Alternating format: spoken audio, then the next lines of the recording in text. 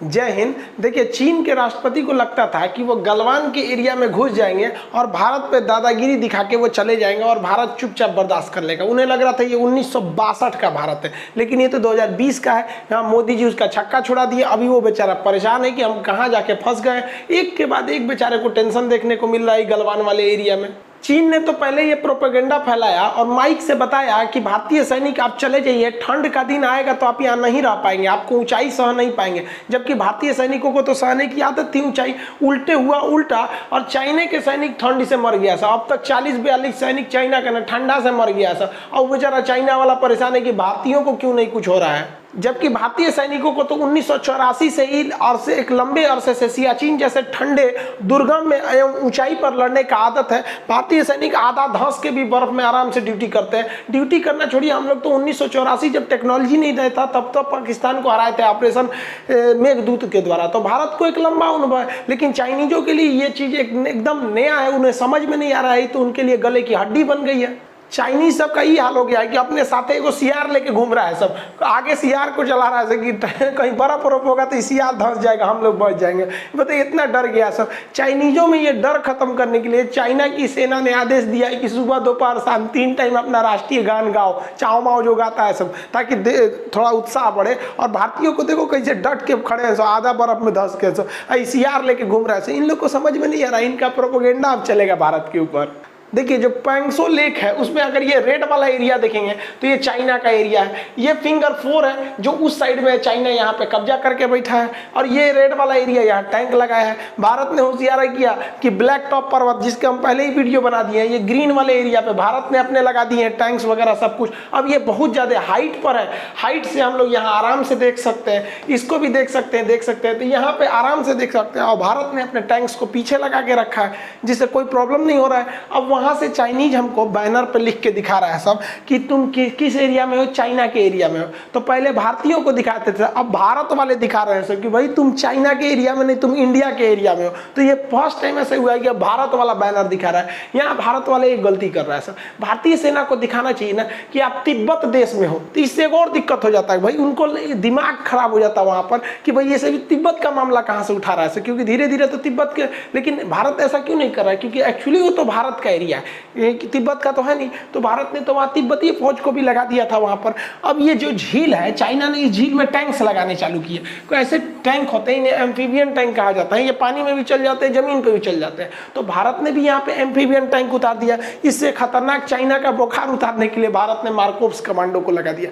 अरे भाई साहब, ये कमांडो इतने खतरनाक होते हैं कि अपने साथ ये ऑक्सीजन सिलेंडर वगैरह सब रखे रहता है सर। ये पानी के अंदर चला जाता है सर। भारत के पास कई तरह के कमांडो है, जैसे आर्मी के पास NSG कमांडो है सब, और पारा कमांडो है सब, एयरफोर्स के पास गरुड़ कमांडो है सब, और नेवी के पास मार्कोव्स कमांडो है सब। ये पानी में, ठंड में, जंगल में, गुरिल्ला लड़ाई में पूरे मजे खिलाड़ी होते हैं सब। ये पानी में से कब निकलता है सब पता ही नहीं चलता है। अब चाइनीज सैनिकों को यहाँ ड्यूटी करने में डर लग रहा है कि पानी तो शांत है, और कब इस शांत पानी में से भूत निकलेगा सब, कोई ठीक नहीं है, भूत बना के चला जाएगा सब। ये मार्कोव्स वालों को अब चाइनीज परेशान है सब, वहाँ से अब भागने की कोशिश कर रहे थे। भारत का लेना हो तो बढ़िया से भी समझाएंगे, तो हमारा बार बार 1962 समझ के बैठल है।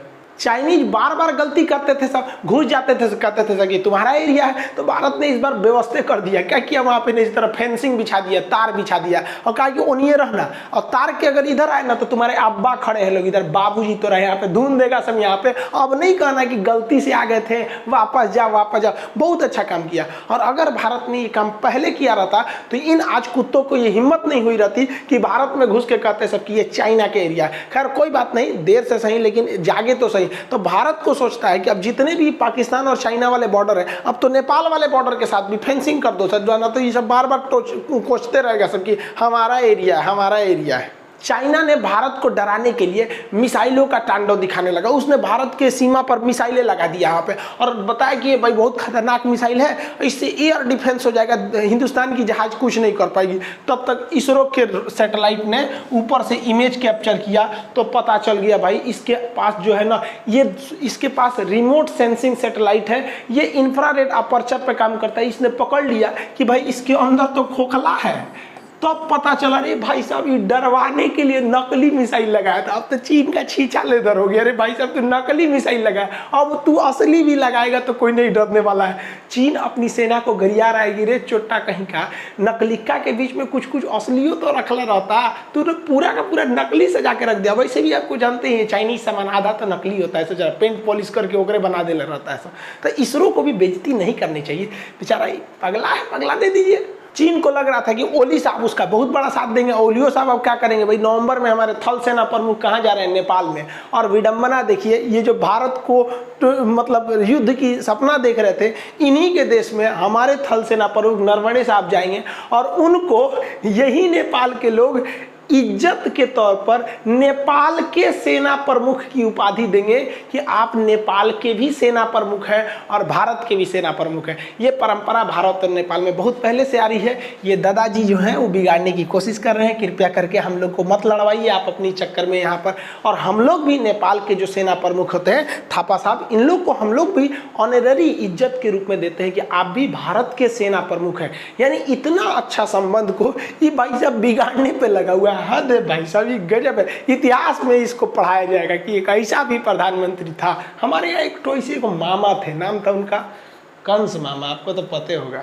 अब चाइना ना भारत को घेरने के लिए सोच रहा था, तो सोचा इधर से नेपाल को खड़ा कर दे, इधर से पाकिस्तान को खड़ा कर दे, तो 2 पर हम इधर से इधर अपने घेरेंगे। 3 ओर से घेरने के लिए सोच रहा था। नेपाल घुस गया आर्मेनिया की लड़ाई में, तुर्की के गुलामी में, तब तक नेपाल नहीं पाकिस्तान चला गया उधर। तब तक पाकिस्तान के देख रहे हैं बाजवा साहब, इनको तो भाई सपना प्रधानमंत्री का है, ये पाकिस्तान में करमंडल बचा दिया। सिंध प्रांत के कमिश्नर को उठवा लिया यहाँ पर, और इमरान खान के खिलाफ भयानक प्रदर्शन हो रहा है। ये भाई साहब की मतलब शादी तो इनका टूटते रहता है, गद्दी छूटने वाली है। शादी तो छूटिए गया, क्या दिक्कत, शादी तो कभी कर लेते हैं ये लोग, कोई दिक्कत नहीं। अब ये देखियो के रख ले होगा एगो एक्स्ट्रा में, तो यहाँ समझ रहे हैं, तो इनकी सरकार जाने वाली है। तो ये पाकिस्तान अपने में बेचारा उलझ गया है, नेपाल यहाँ पे भी अब कुछ खास नहीं है। तो चाइना को लगा कि नहीं, बांग्लादेश और म्यांमार को अपनी ओर खींचो, क्योंकि ये तो दोनों हाथ से गए भैया, यहाँ पे तो चले गए, यहाँ पे कोई खास फर्क पड़ने वाला नहीं है। तो बांग्लादेश और किसको खींचने के लिए ये लोगों ने फिराक में लग गए,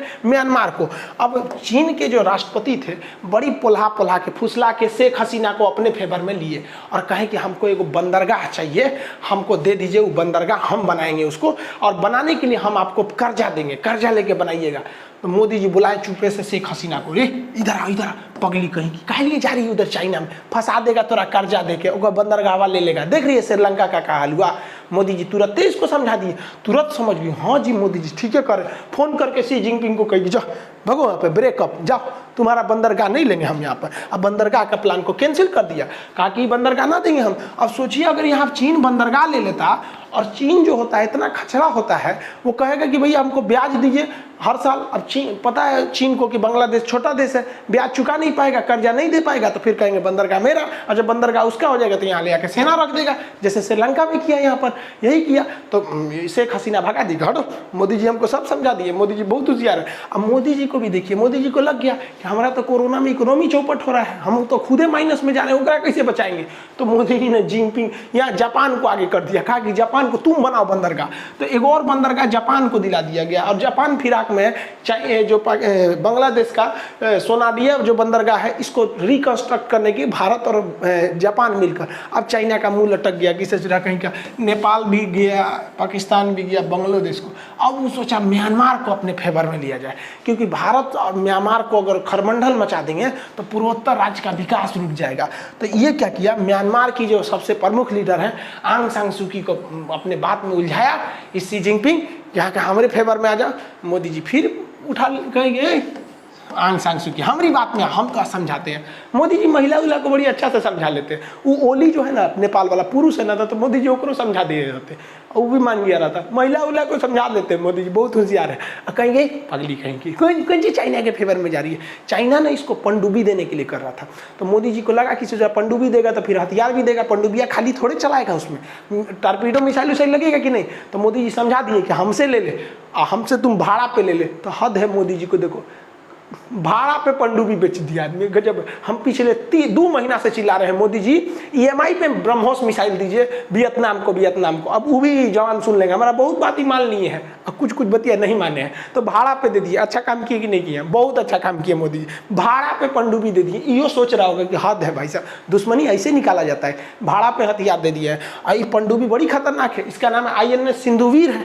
ये 300 मीटर नीचे जा सकती है, सोचिए इतना नीचे चली जाएगी कि किसी चीज़ की पकड़ में ही नहीं आएगी। और इसकी स्पीड लगभग 18 नॉट रहेगी, मतलब लगभग मान के चलिए 30 किलोमीटर 30 के स्पीड से चलेगी। तो पानी के अंदर 30 का स्पीड बहुत होता है।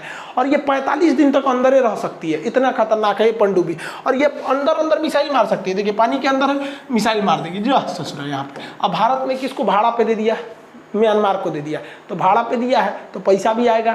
अब भाई मिसाइलवा भारत से ना खरीदेगा, इसको दूसर का मिसाइल में लगबे नहीं करेगा। अब आप कहेंगे दूसर का चीज़ दूसर में लगेगा। यहाँ पे अब मान लीजिए इसे आईफोन का मोबाइल लेते हैं, मैं कहिएगा सैमसंग का चार्जर घुसबे नहीं करेगा भाई, जिसका लिए है उसी का ना चलेगा। इसमें मिसाइल के अलावा इसमें तारपीडो भी लगाए जाएंगे। भाई तारपीडो किसे कहते हैं? मिसाइल तो बाहर निकल के मारती है, तारपीडो पनडुब्बी के अंदर मार देती है, अंदर जाके दूसरे जहाज का पेंदी फोड़ देती है, डूब जाता है। तो म्यांमार को ये भी दे दिया गया। पनडुब्बियाँ जो होती है ना पेरिस्कोप की मदद से बाहर देख लेती है सब।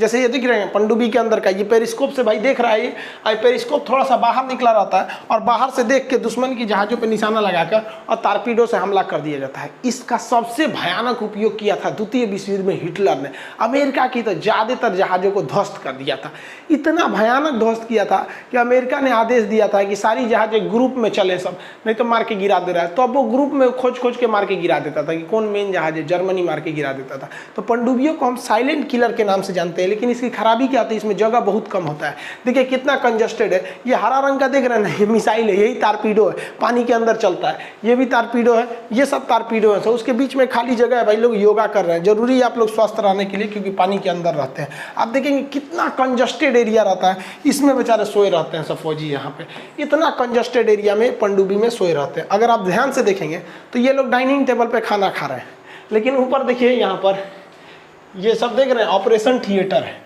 इसी पर अगर किसी फौजी की तबीयत खराब होती है तो इसी पे भी लेटा कर उसे मतलब ऑपरेशन वगैरह जो भी करना होता है करते हैं, उसी पे ये लोग खाना खाते हैं। इतना कंजस्टेड जगह होता है, अतः इसको बनाना बहुत कंजस्टेड होता है, बहुत बड़ी टेक्नोलॉजी चाहिए। तो भारत फ्रांस की मदद से भी अभी और कई ठो स्कॉर्पियन क्लास की पनडुब्बियों को बना रहा है। हालांकि जब पनडुब्बी का अलग से वीडियो बताएंगे तो उसमें बताएंगे किलो क्लास की पनडुब्बी, स्कॉर्पियन पनडुब्बी, डीजल इलेक्ट्रॉनिक पनडुब्बियों में क्या अंतर होते हैं और कैसे काम करते हैं।